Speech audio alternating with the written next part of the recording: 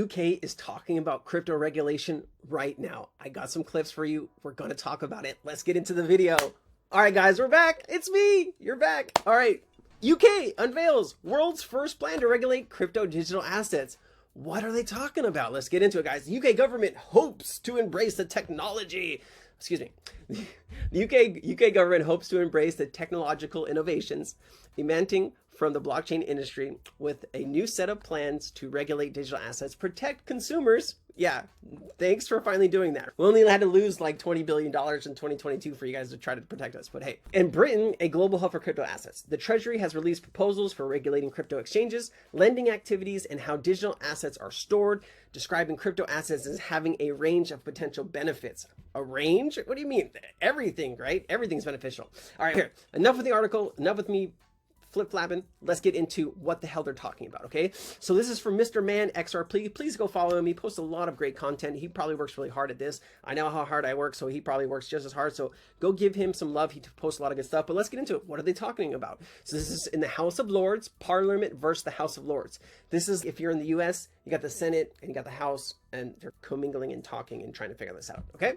For parliamentary scrutiny of regulatory rules, and considered that effective scrutiny of regulatory proposals should be carried out through a targeted approach, with Parliament scrutinising proposals in more detail where there was a public interest for it to do so. The government considers that the provisions of this bill are consistent with the recommendations of the Treasury Select Committee. Turning to amendments 244 and 245 from my noble friend Baroness Noakes, can I reassure her that the government intends to act at pace to complete the repeal and replacement of retained EU law, but we must also act in a way that allows for everyone to adapt to the new model. Okay, guys, so what they're talking about here is when you bring in digital assets, you need to change laws around digital assets so it can be recognized as legal tender, as money, right? So there's all kinds of laws that we have currently that are not for a digital ecosystem. So now each government individually has to go in and change certain rules and regulations in certain bills so they can bring in this full digital asset ecosystem and craze. All right, so that's what they're discussing. Who is going to do what? How is this going to go? And let's listen to a little bit more, okay? This will often require the regulators to make replacement rules, and this must be done in line with the appropriate procedures for consultation and engagement, as Noble Lord have pointed out, and as my noble friend... How cool is it to be called a noble lord, man? I would love... Anyway, sorry. It's the ADHD, my bad. Baroness Altman pointed out, there is a balance to be struck between the pace at which we undertake this work and the proper processes for consultation and scrutiny, those that will need to be subject to. Sorry to interrupt, but perhaps the Minister might clarify something. This is a discussion we've had before. What she describes puts Parliament in the position of being a consultee. I don't believe that is the appropriate role for a democratically elected parliament, but would she please confirm that is exactly what she's saying? No, I don't believe that's what I'm saying. I'm saying that we will have procedures in place to allow for Parliament to scrutinise legislation. We will also have procedures in place to ensure that as part of that, relevant parliamentary committees can be notified of work by the regulators. That's just one aspect of how Parliament will be conducting its role in the scrutiny of financial services legislation and regulation. So the notification of consultations is one aspect. All right, so let's continue the conversation. Here you go. More fundamental than framing that's an industry which determines so much, not just of our national economy, but when it goes badly wrong, can completely undermine our whole economy. So I'm very much in support of the amendment brought in by my friend. I know it's an amendment to trigger discussion, and I shall look forward to the further debate that we will have later. But I did want to narrow down on one particular point, which I simply don't understand. Now, others may have a much better understanding than I do, but I just wanted to draw the Minister's attention to her amendment 28, which says basically, it authorises the making of subordinate legislation by the Treasury, I assume for purposes of transition. But I can't work out exactly how extensive this particular power is.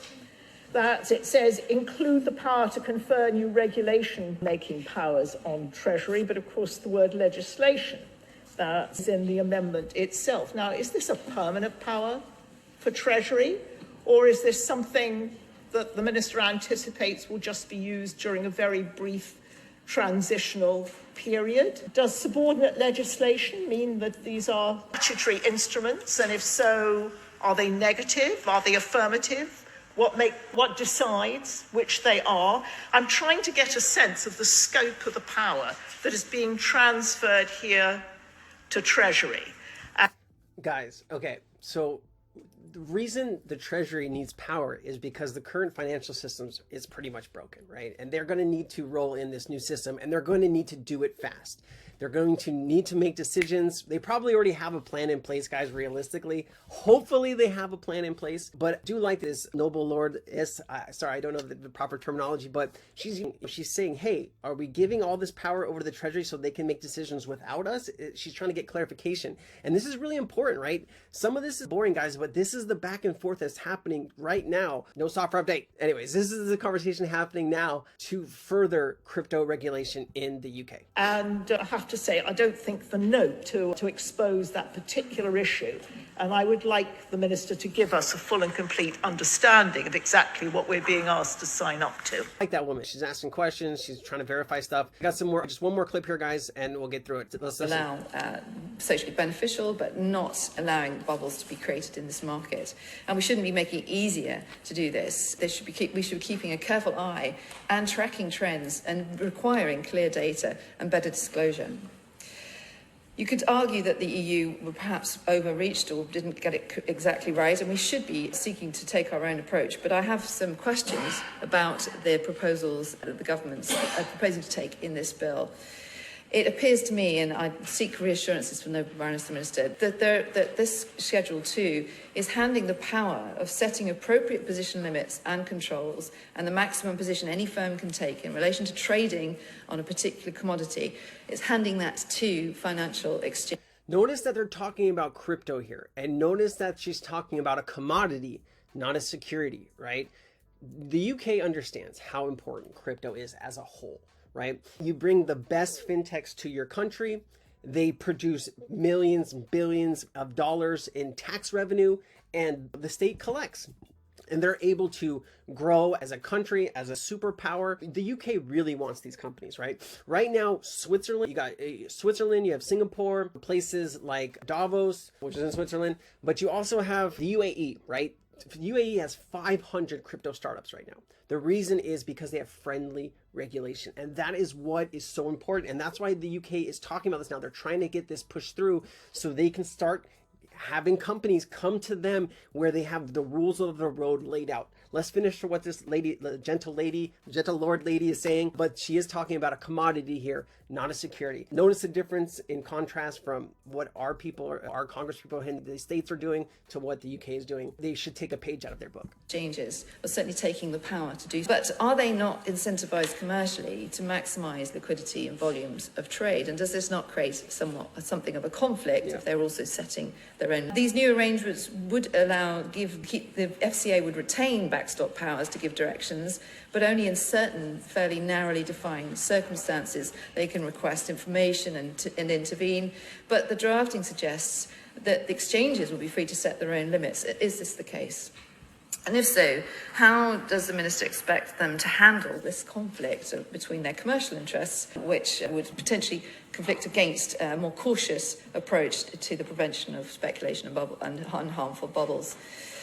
There is also the question of what will be regulated in the future. The current rules cover both the over-the-counter trades and exchange trades. But as I understand it, this new approach is simply deciding not to continue to seek to oversee the over-the-counter trades. And it seems from what I've been able to read that this is based on the fact that people who were consulted said it was too difficult to do. That doesn't seem like a good enough reason to me to remove the oversight of OTC trades and simply focus on exchange trades. There's also the point about exchanges having less oversight of systemic risks. Guys, some of it's a little boring, but it's necessary. These are the conversations that are happening today in Parliament in the UK. They're trying to get their crypto market bill over the finish line. They're discussing some few finer points, but it is getting very exciting, right? Starts in the UK and then it spreads like wildfire. Also, North Korean hackers stole $1.7 billion in 2022 in crypto. Yikes. All right, and I just wanted to leave this little gem at the end here. If you stayed to the end, congratulations. I appreciate you. We're giving away 100 XRP a week, and comment to enter. I wish you good luck. But check this out. Deloitte's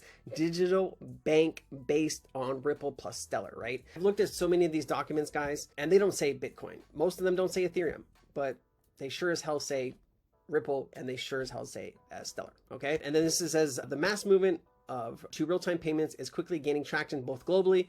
35 countries have adopted a form of real-time processing and settlement. Settlement is that key word, right, guys? Settlement, XRP. More recently in the United States, as NACHA and regulatory priorities evolve, such as the Fed's recommendation to accelerate adoption of ISO 20022 in the US, right? This is why over the past year, actually, I have been educating my entire community on all of these assets. They know everything about ISO. They know what to hold on to. They know what to not hold on to, but they are educated on all of this utility stuff. And that was my goal over the last year, to really hammer down on real utility, because you know, what happened in 2021 with DeFi, I don't think that's going to happen very much here in the future. I do think regulation is going to stop a lot of these bad actors, and we're going to get a very solid framework for digital assets and the future. Let's just take a look here, right? It says it right here. Stellar and Ripple. Deloitte has developed a proof of concept and accelerators to facilitate cross-border payments over blockchain platforms. Accessible use cases include B2B, wholesale, supplier payments, and international remittances. Deloitte's have partnered with the existing blockchain platforms, enhancing integration such as Stellar and Ripple. There you go, guys. If it's a national payment system, it has to have KYC and AML. That's why they won't ever use Bitcoin. KYC is know your customer, AML is anti-money laundering. There's a few other things, but they actually have to be compliant for ISO to be able to move that value. It's not going to be Bitcoin, guys. This is why I don't own any Bitcoin. I have nothing against Bitcoin. I think it was a great first start, but I don't think it is going to be the true winner 5 years or 10 years from now. I do think something like XRP and XLM and XTC are going to really change the way financial and money moves around the planet. Anyways, guys, that's the show. Please leave a comment, like, subscribe. I love you. I'll see you next time. Peace.